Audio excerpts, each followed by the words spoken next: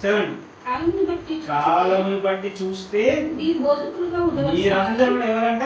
బోధకులు. బోధకులు మీ అందరూ ఎవరు? కారణం ఏంటి? బోధకులు ఎందుకు కాలేకపోయినాము? ఇక్కడ క్వశ్చన్ మార్క్ ఏంటంటే నాకు పిలుపు లేదు. ఏమంటారు? నాకు పిలుపు బాప్టిజం తీసుకోమని పిలుపు ఇచ్చేసినట్టే తెలుసా? నా మాట అర్థమైందా? ఇప్పుడు వచ్చింది బాప్టిజం ఏ రోజు తీసుకున్నామో ఆ రోజు మనకు పిలుపు వచ్చింది. లేదు మనం బాప్టిజం తీసుకుంటుండేనా? పాపం క్షమిస్తాడు దేవుడు నమ్మి తర్వాత మనము బాప్టిజం తీసుకున్న రోజు నుండి అంత రొట్టె తీసుకున్నప్పుడు ఏం చెప్తామంటే సిలువలకు వచ్చిన వార్త ఏం చేయాలి?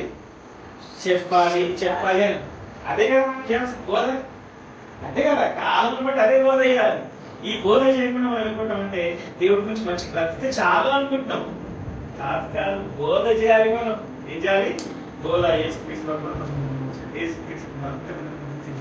ఇది చెప్పడమే బాప్టిజం తీసుకున్న వాళ్ళ యొక్క పని.